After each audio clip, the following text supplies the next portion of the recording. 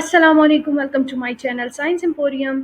आज के इस लेक्चर में हम कंटिन्यू करेंगे कॉस्मिक कनेक्शंस को, जिसमें हमने प्रीवियसली डिस्कस किए थे काफ़ी सारे टॉपिक्स, जिनमें हमारे पास यूनिवर्स की बर्थ के बारे में हमने डिस्कशन की थी, कैसे हमारा यूनिवर्स क्रिएट हुआ था। आज हम इस चीज़ के ऊपर काम करेंगे कि क्या हमारा यूनिवर्स एक्सपेंड कर रहा है और इसके पीछे क्या हिस्टोरिकल इसका बैकग्राउंड है, यानी साइंटिस्ट ने इस चीज़ के ऊपर कि हमारा यूनिवर्स एक्सपेंड हो रहा है या नहीं हो रहा, इसके ऊपर उन्होंने क्या काम किया है। इसके अलावा हम डिस्कस करेंगे missing mass of universe and the mysterious energy that is present in universe will also be discussed. So let's dig इन।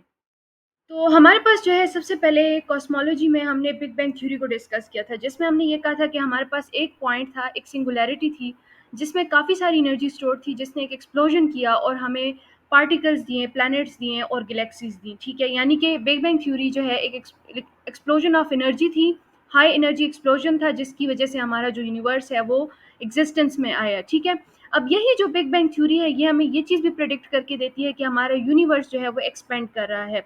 ये जो यूनिवर्स की एक्सपेंशन की बात हम करते हैं, ये एक थ्योरी है। ठीक है, क्योंकि इसके ऊपर स्टिल काम चल रहा है, ये कोई इन्होंने एग्जैक्ट फाइनल कंक्लूजन नहीं दिया हम लोगों के, हाँ वाकई में हमारा यूनिवर्स एक्सपेंड कर रहा है। अलबत्ता काफ़ी सारी एविडेंसेस थी जो कि इस थ्योरी को सपोर्ट कर रही थी, और ये हमारे पास जो एविडेंसेस दी गई थी 20th सेंचुरी में दी गई थी। ठीक है, अब सबसे पहले हमारे पास एक अमेरिकन एस्ट्रोनॉमर थे, जिनका नाम वेस्टो मेलविन स्लिफर था।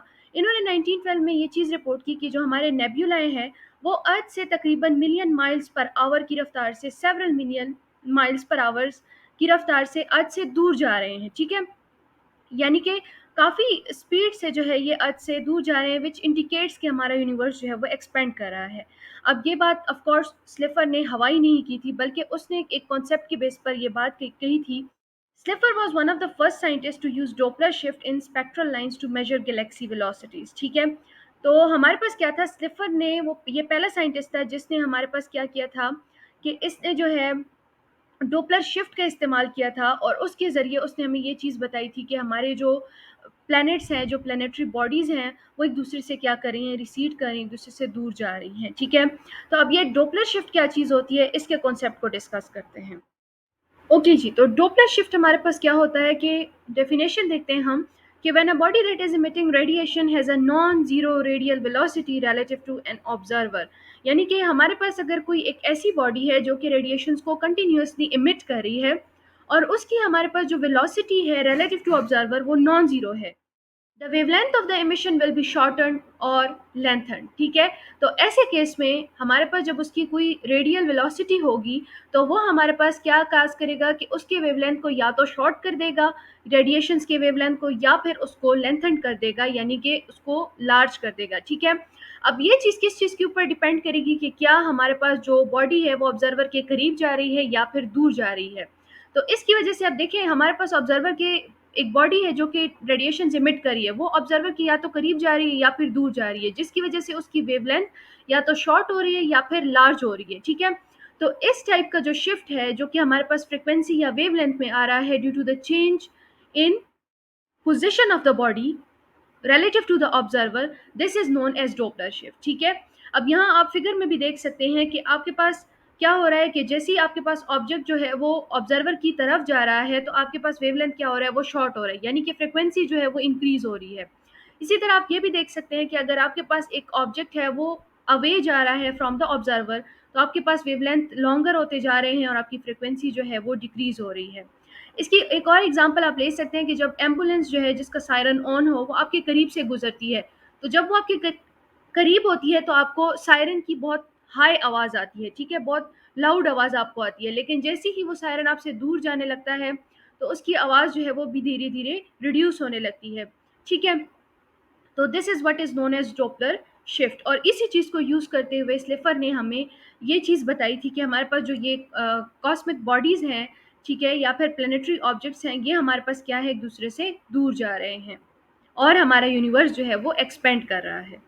सो this was the main concept related to the Doppler shift, कि it actually tells us the speed और the velocity of an object relative to some observer. ठीक है, अच्छा, डोपलर शिफ्ट की आप इस तरह से भी एग्जांपल ले सकते हैं कि सपोज आपने दो बॉडीज ली हुई है, ठीक है, उनको आप एक स्प्रिंग के साथ, दोनों बॉडीज को एक स्प्रिंग के साथ आप कनेक्ट कर दो। ठीक है, अब आप क्या करें कि पहले बॉडीज़ को एक-दूसरे के करीब लेकर आएँ। आप देखेंगे कि स्प्रिंग की जो वायरिंग होती है वो बहुत ही ज़्यादा कॉन्ट्रैक्टेड हो जाएगी और एक-दूसरे के साथ कंप्लीटली अटैच्ड हो जाएँगी, यानी कि उनके दरमियान डिस्टेंस एज़ सच नहीं रहेगा और हम कह सकते हैं कि वेवलेंथ हमारे पास क्या हो गया, शॉर्ट हो गया। इसी तरह आप ऐसे करें कि आप दोनों बॉडीज़ को ऑपोज़िट डायरेक्शंस में क्या करें, खींचें। तो क्या हो जाएगा कि आपका जो स्प्रिंग होगा वो भी स्ट्रेच होना शुरू हो जाएगा और आपके पास उन वायरिंग के दरमियान जो है क्या हो जाएगा, गैप्स बढ़ जाएंगे। सही हो गया। तो इस तरह से क्या कह सकते हैं आप कि आपके पास वेवलेंथ जो है वो लॉन्गर हो गया है, सिंस आपने दो बॉडीज को एक दूसरे से दूर किया तो वेवलेंथ आपके पास लॉन्गर हो गया है। तो इस तरह से आप डोपलर शिफ्ट जो है उसको समझ सकते हैं। ठीक है, इस तरह से आप इमेजिनेशंस करेंगे तो आपको इजीली इन टॉपिक्स की समझ आएंगी। अच्छा जी, अब स्लिफर के बाद हमारे पास नेक्स्ट साइंटिस्ट आया जिसका नाम है एडविन पी हबल, जिसने 1920s में, लेट 1920s में हमें ये चीज़ कहा कि वाक़ई में हमारे पास पूरा का पूरा यूनिवर्स जो है वो एक्सपेंड कर रहा है। ठीक है? कुछ सेलेस्टियल बॉडीज़ नहीं बल्कि पूरा का पूरा हमारा यूनिवर्स जो है वो एक्सपेंड कर रहा है। ये एक काफ़ी बोल्ड असर्शन थी। उसने ये चीज़ क्लेम की कि हाँ, वाक़ई में है ऐसा। ठीक है? तो अब चूँकि उसने एक असर्शन दे दी है जिसके ऊपर वो काफ़ी श्योरिटी भी रखता है, तो उसने क्या किया, इस चीज़ को प्रूव करने की पूरी कोशिश की। उसने क्या किया, 1928 और 1936 के दौरान के टाइम में उसने एक 100 इंच टेलीस्कोप का यूज़ किया एक अपने कोवर्कर के साथ जिसका नाम है मिल्टन हेमसन। ठीक है? इन दोनों ने मिल के जो है क्या किया, एक 100 इंच टेलीस्कोप का यूज़ किया और इन्होंने जो है कॉस्मिक स्टडी की इस असर्शन को प्रूव करने के लिए। ठीक है, फिर उसके बाद इनको इतना ज़्यादा कुछ नहीं मिला तो इन्होंने क्या किया कि इन्होंने टेलीस्कोप जो है वो 200 इंच का ले लिया।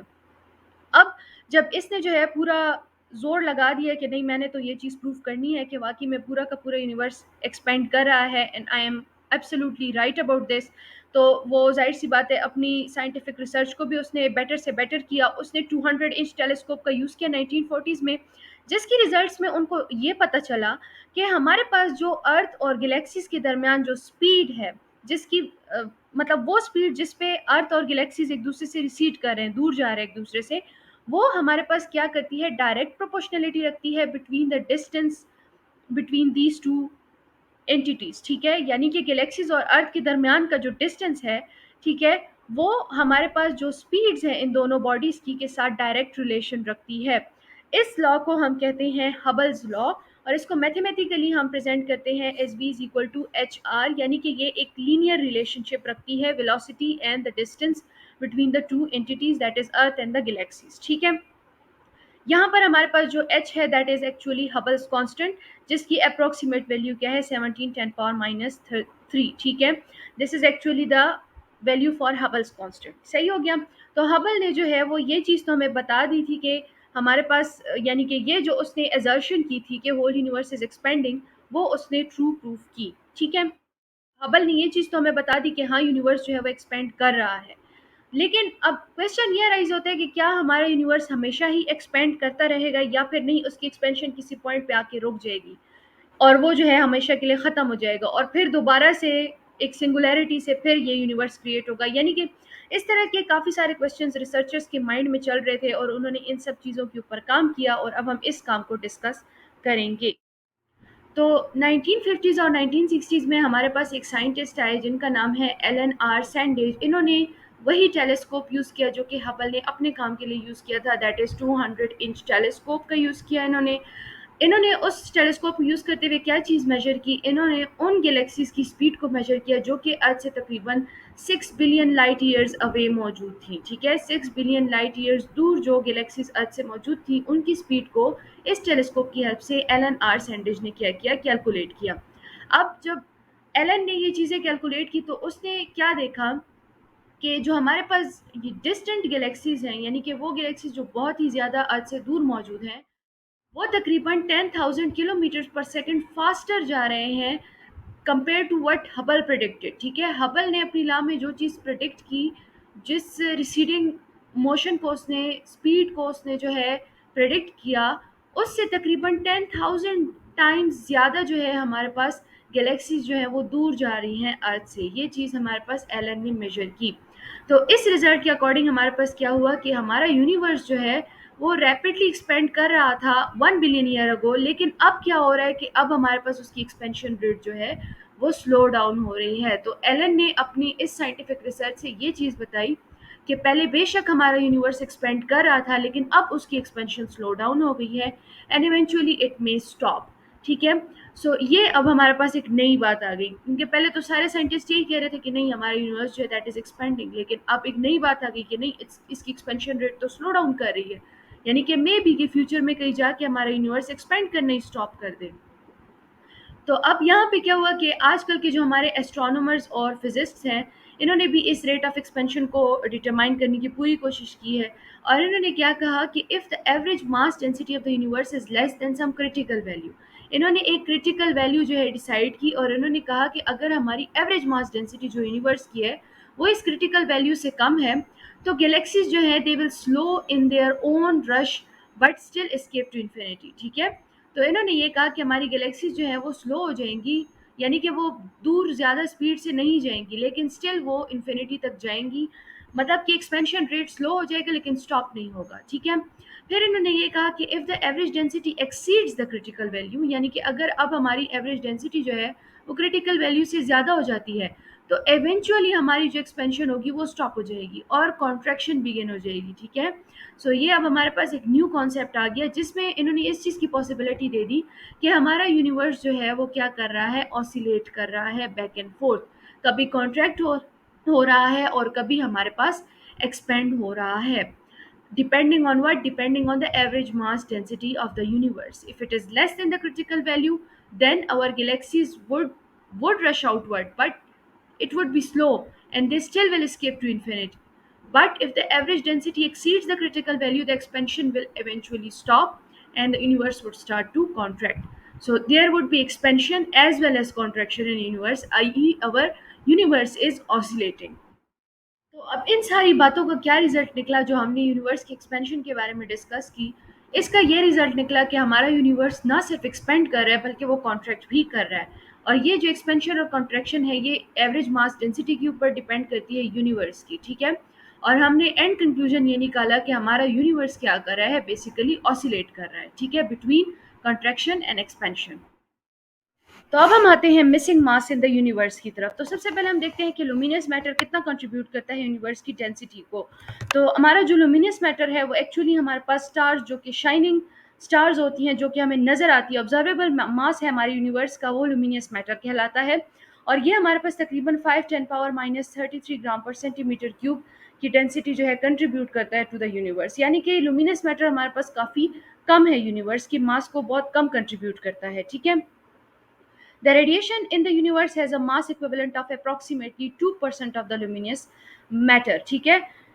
जो हमारे पास यूनिवर्स में रेडिएशंस मौजूद हैं ये 2% कंट्रीब्यूट करती हैं टू द लुमिनियस मैटर, यानी लुमिनियस मैटर की वजह से जो रेडिएशंस है वो ओनली 2% है। फिर हम कहते हैं कि the total mass of all non luminous matter such as interstellar gas and black holes. तो नॉन लुमिनस मैटर जो आपके पास है वो एक्चुअली आपके पास ये इंटरस्टेलर गैसेस की वजह से जो आपके पास मास आता है, जो कि और या ब्लैक होल्स है आपके पास, एक्चुअली जो ये नॉन लुमिनस मैटर है इसको आप इजीली ऑब्जर्व नहीं कर सकते, क्योंकि ये इलेक्ट्रोमैग्नेटिक रेडिएशंस के साथ एज सच इंटरेक्शन नहीं रखता, ना उनको एब्जॉर्ब करता है ना उनको रिफ्लेक्ट करता है। तो इनको ऑब्जर्व करना काफ़ी डिफिकल्ट होता है। और इनको हम कैसे एस्टिमेट इनका लगाते हैं कि जब हम गैलेक्सीज की स्पीड को क्या करें, गौर से देखें, उनको ऑब्जर्व करें। गैलेक्सीज की स्पीड की हेल्प से हमें पता चलता है नॉन ल्यूमिनस मैटर का कि वो कहाँ कहाँ मौजूद है और कितना मौजूद है। अब यहाँ पे हम एक गैलेक्सी की बात नहीं करते बल्कि हम क्लस्टर ऑफ गैलेक्सीज की बात करते हैं जो एक दूसरे को ऑर्बिट कर रहे होते हैं। ठीक है। इससे हमें नॉन ल्यूमिनस मैटर का पता चलता है। अब जब आपके पास क्लस्टर आ जाता है गैलेक्सीज का, तो आप समझ जाओ कि इसको आपने क्या कहना है, कोमा क्लस्टर कहना है। कोमा क्लस्टर आपके पास ऐसा क्लस्टर होता है गैलेक्सीज का जिसमें 1000 से ज़्यादा आपके पास क्या होती हैं, गैलेक्सीज मौजूद होती हैं जो एक दूसरे के अराउंड क्या कर रही होती है, ऑर्बिट कर रही होती हैं। The higher the galaxy speeds the more mass in the cluster. अब जितना गैलेक्सीज का स्पीड ज़्यादा होगा उतना ही आपके पास ज़्यादा नॉन लुमिनस मैटर वहाँ पे मौजूद होगा। और इन सब कोमा क्लस्टर्स से जब हम मेजरमेंट्स करते हैं इनके ऊपर, यानी कि गैलेक्सीज की स्पीड को हम देखते हैं, तो हम नॉन ल्यूमिनस मैटर का हमने ये ऑब्जर्व किया कि ये तकरीबन हमारे पास 20 to 30 टाइम्स ज़्यादा है compare to the luminous matter, यानी कि हमारा यूनिवर्स ज़्यादातर किस चीज़ से बना हुआ है, नॉन लुमिनस मैटर से बना हुआ है। अब चूंकि हम मिसिंग मास ऑफ यूनिवर्स की बात कर रहे हैं तो लुमिनस मैटर तो हमें नज़र आ रहा है, नॉन लुमिनस मैटर को भी हमने ऑब्जर्व कर लिया through the speeds of galaxies. अब इन दोनों मैटर को भी अगर हम कंबाइन कर दें, ठीक है, स्टिल हमारे पास क्या होता है कि जो मास डेंसिटी है वो तकरीबन 10 टाइम्स लेस होती है than the density of universe, यानी कि हमारे पास कुछ मास ऐसा मौजूद है जो कि मिसिंग है, जिसको अभी तक हमने ऑब्जर्व नहीं किया। तो ऐसे मास को हम क्या कहते हैं? मिसिंग मास ऑफ यूनिवर्स कहते हैं। The defect called missing mass has been the subject of intense theoretical and experimental work with exotic particles such as axion, photons, and superstring particles suggested as candidates for the missing mass। अब क्या हुआ कि scientist जाहिर सी बात है खामोश तो नहीं बैठे इस मिसिंग मास को देखने के बाद। इन्होंने इसके ऊपर काफ़ी सारा रिसर्च किया जो कि थ्योरेटिकल वर्क भी था और एक्सपेरिमेंटल वर्क भी था, जिसमें इन्होंने क्या किया कि ये जो मिसिंग मास है ये इन पार्टिकल्स की वजह से है, यानी कि इन्होंने कुछ न्यू पार्टिकल्स जिनका अभी हमने मेंशन किया, यानी कि एक्सियंस है, फोर्टिनोज हैं, सुपरस्ट्रिंग पार्टिकल्स हैं। उन्होंने कहा कि इन पार्टिकल्स में जो है मिसिंग मास मौजूद है यूनिवर्स का, लेकिन स्टिल जो है हमारे पास इतना सेटिस्फैक्ट्री आंसर नहीं था। तो साइंटिस्ट ने या रिसर्चर्स ने जो है फर्दर और प्रपोजल्स दिए जिनमें उन्होंने ये कहा कि जो हमारा मिसिंग मास है वो न्यूट्रिनोज में मौजूद है। इसके बारे में इन्होंने ये कहा कि in fact neutrinos are so abundant that a tiny neutrino rest energy on the order of only 20 electron volt would furnish the missing mass and close the universe. तो हमारे पास चूंकि हमने कहा हमने यूनिवर्स के ऊपर मिसिंग मास के ऊपर स्टडी कर रहे हैं, तो वो it is an open study, हम स्टिल उसके ऊपर काम कर रहे हैं, हमारा यूनिवर्स हमारे लिए ओपन है, काफ़ी सारी चीज़ें ऑब्जर्व करने की हैं। लेकिन साइंटिस्ट ने फर्दर ये कहा कि नहीं, हमारे पास चूंकि न्यूट्रिनोज जो है वो काफ़ी अबंडेंस में मौजूद है। तो लास्टली साइंटिस्ट ने ये चीज़ कहा कि हमारा जो यूनिवर्स का ये मिसिंग मास है ये एक्चुअली किधर मौजूद है? न्यूट्रिनोज में मौजूद है, ठीक है।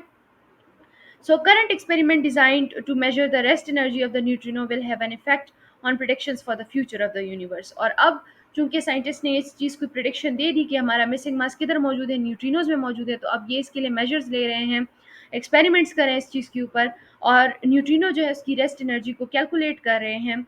इससे हमारे लिए क्या हो जाएगी कि यूनिवर्स के लिए फ्यूचर में प्रोडिक्शंस करना ईजी हो जाएंगी, यानी कि हम मिसिंग मास को प्रोडिक्ट कर सकेंगे कि हमारे यूनिवर्स का जो ये मास मिस कर रहा है हमसे, ये किधर मौजूद है? आया ये न्यूट्रिनोज में मौजूद है या फिर उन एक्सोटिक पार्टिकल्स में मौजूद है जो कि हमने पहले इंट्रोड्यूस किए थे।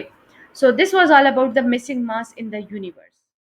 तो अब हम आते हैं mysterious energy in the universe की तरफ। अब सबसे पहले हमने ये चीज़ देखी कि हमने हबल की लॉ के थ्रू हमें ये पता चला कि हमारा यूनिवर्स क्या कर रहा है, वो हमारे पास एक्सपेंड कर रहा है।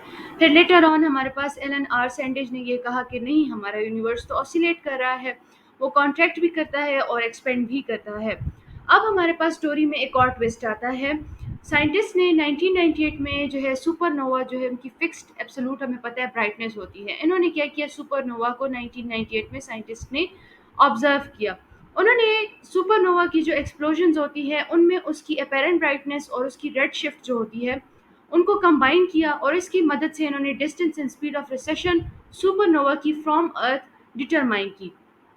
इस डिटर्मिनेशन से इनको ये कंक्लूजन मिला कि हमारा जो यूनिवर्स है वो स्लो डाउन नहीं हो रही है उसकी एक्सपेंशन, बल्कि एक्सपेंशन रेट जो हमारे यूनिवर्स का है वो इंक्रीज होता जा रहा है। अब इस एक्सेलरेशन को एक्सप्लेन करने के लिए साइंटिस्ट ने, जो फिजिस्ट थे हमारे पास, उन्होंने प्रपोज की डार्क एनर्जी को, कि हमारे पास एक न्यू टर्मिनोलॉजी उन्होंने सामने लाई जिसका नाम है डार्क एनर्जी, और उन्होंने इस डार्क एनर्जी को डिफाइन किया as the energy possessed by the vacuum of the space, यानी कि वो एनर्जी जो कि हमारे वैक्यूम में मौजूद है स्पेस के, that is actually known as the dark energy. अब डार्क एनर्जी और ग्रेविटेशनल फील्ड के दरमियान की बात करते हैं। तो हमारे पास जब यूनिवर्स की बर्थ हुई थी, यानी कि इनिशियल स्टेजेस थे यूनिवर्स की क्रिएशन के, तो तब हमारे पास जो ग्रेविटेशनल फोर्स था वो डोमिनेंट था, यानी कि जो यूनिवर्स की एक्सपेंशन रेट था वो काफ़ी स्लो था, और जो गैलेक्सीज थे उनके दरमियान ग्रेविटेशनल फोर्स जो है वो स्ट्रॉन्ग था। लेकिन अब धीरे धीरे हमारे पास क्या हो रहा है, चूंकि एक्सपेंशन रेट इंक्रीज हो रहा है, हमने ये कहा, तो और उसकी वजह क्या है? डार्क एनर्जी है। तो डार्क एनर्जी एक्चुअली हमारे पास किस चीज़ के लिए रिस्पॉन्सिबल है? इफेक्टिव रिपल्सिव फोर्सेस के लिए रिस्पॉन्सिबल है। हम यहाँ पे ये अज्यूम कर सकते हैं कि मे बी हमारा जो प्लूटो है वो इसी डार्क एनर्जी की इंक्रीज होने की वजह से अपने ऑर्बिट को छोड़कर कहीं चला गया है स्पेस में, ठीक है। यानी कि हमारे पास जो दो एंटिटीज हैं, that is sun and the Pluto, उनके दरमियान जो ग्रेविटेशनल फोर्स थी वो बहुत कम हो गई थी, एंड डार्क एनर्जी बहुत ही ज़्यादा डोमिनेट कर गई थी, जिसकी वजह से प्लूटो जो है वो अपने ऑर्बिट से चला गया। Although there is some degree of certainty about the beginning of universe, we are uncertain about how the story will end। अब हमारे पास क्या है कि हमने यूनिवर्स की बिगिनिंग के बारे में काफ़ी सारी डिस्कशन की है इन द फर्स्ट वीडियो, आप उस वीडियो को चेकआउट कर सकते हैं।